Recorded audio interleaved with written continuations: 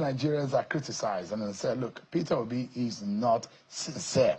How would you say that you want to run for one term? He has constitutionally guaranteed under the law to be able to run for 8 years, 2 terms. The issue is that people really misunderstand the Constitution a lot. What every candidate that's running for either governor or president has is not a guarantee to 2 term.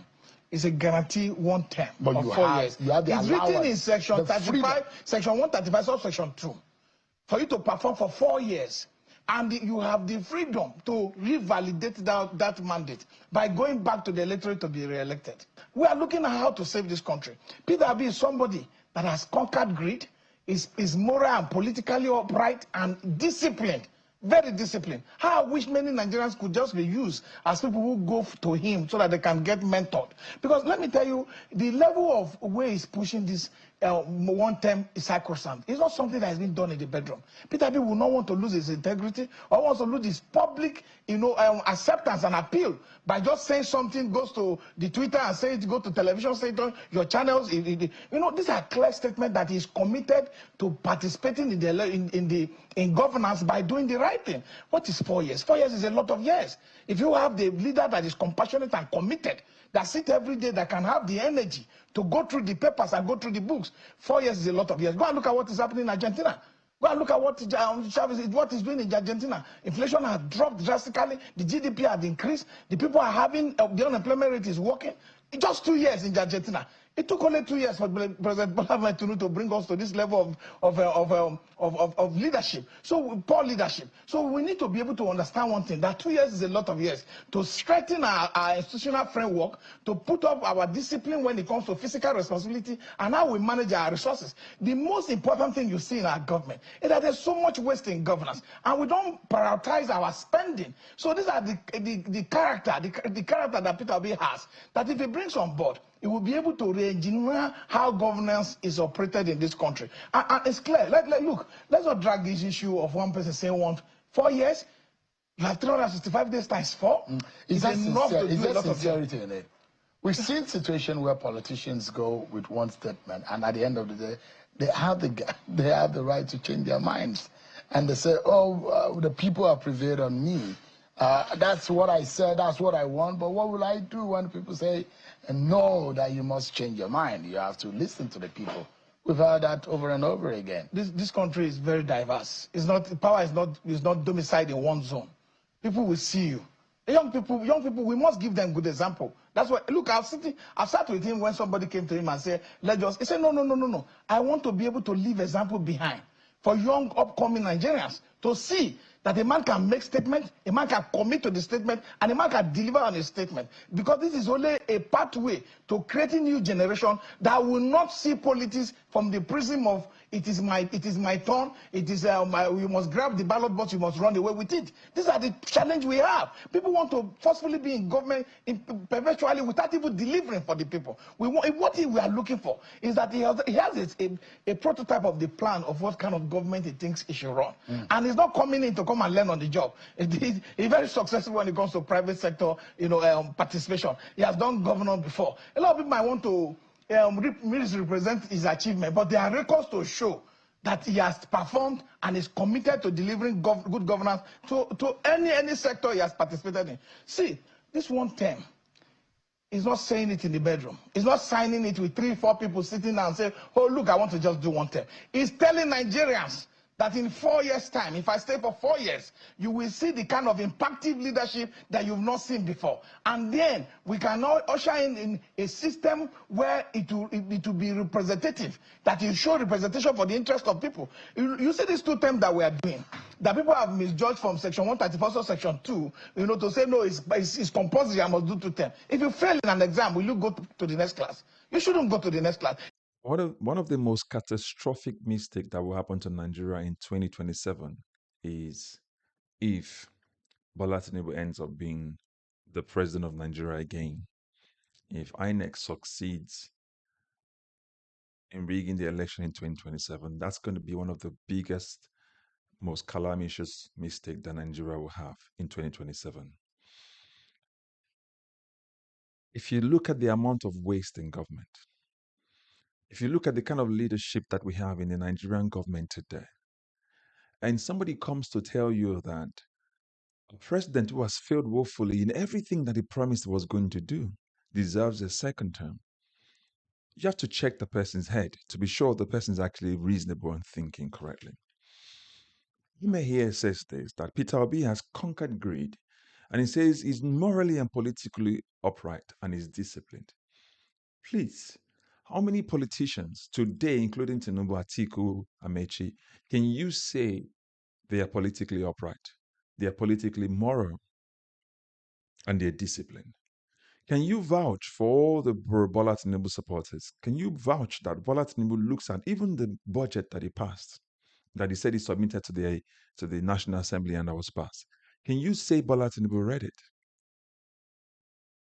Can you say Bola Tinubu has the strength to stay up all night, to look at the problems of Nigeria?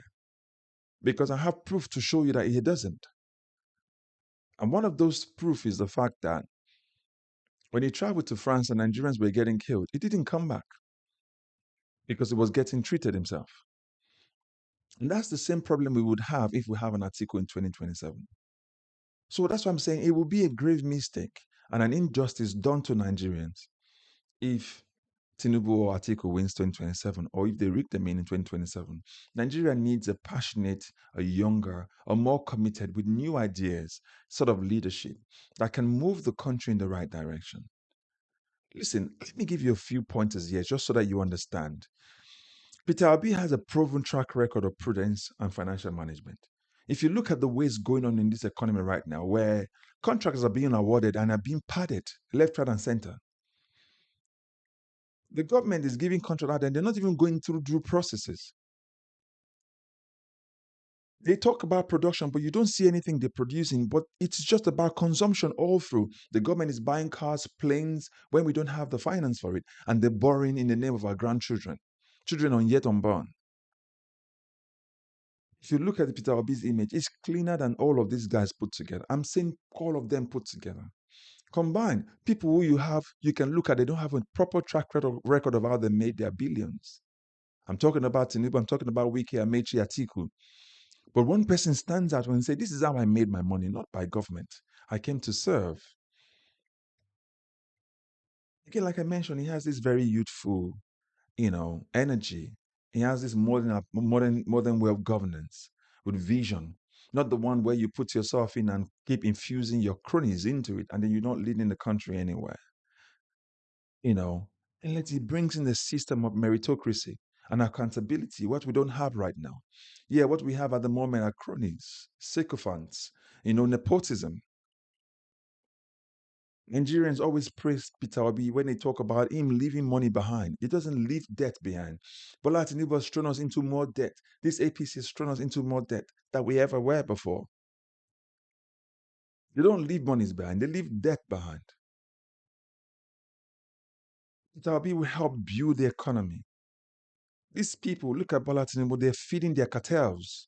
They build their godfather networks to make sure they remain. All, like I mentioned before, is cleaner than them. These guys are tainted. Nigeria need a new face that can face the world and say to the world, listen, this is worse. We don't want your money anymore. We will have our own. We'll do our own thing our own way. We'll produce, not the one you tell us to do. But above all, Peter Obi has the energy. He has the steam. If you put an Atiku when he's 81 to become your president, it wouldn't have the strength anymore. It would need revamping every 30 days to stay up all night. The same thing that's happening with Bola Tinubu. They keep infusing them as well just to keep them up all night. You see, they're always following him side by side, holding his hand. Look at what happened with Akpakpabio recently. We want somebody who chooses competence over cronies. We don't want cronies anymore. We want competence in our system, merited competence.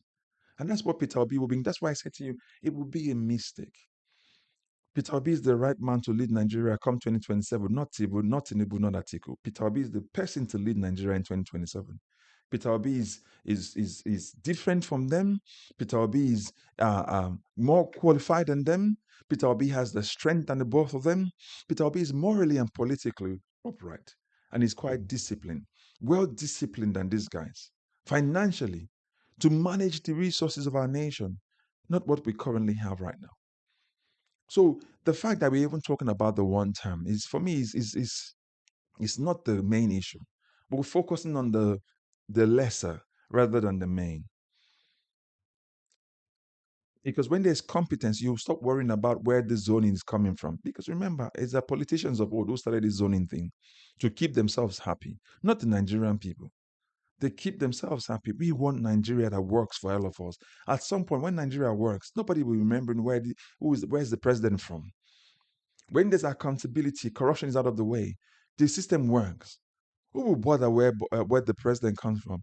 As long as he's delivering the dividends of democracy for the people. But when he's not, that's when they bring in all of this. Oh, the North is not happy. The South is not happy. Because of what? Certain politicians who are from the North who will come back to power, or certain politicians who are from the South that will come back to power after every 4 to 8 years rotation. That's not what we want. It's not led us anywhere.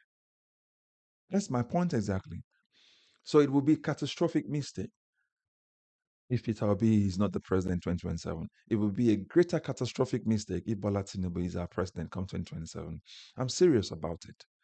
And we must ensure that we keep sensitizing people, ensuring that Nigerians are aware of the fact that this government needs to go. It hasn't worked. It's failed. And he told you not to vote for him anyway. And he's not delivered. So don't vote for him. Vote Tinubu out in 2027. We need change. We need a government that can secure our country, provide food, provide electricity, not the one that's going to get solar panel for himself. I'm spending billions of taxpayers' monies to do so. Put your comment in the comment section. Please don't forget to like, share, and also subscribe if you've not done so. I will catch up in the next video. God bless you. Bye-bye for now.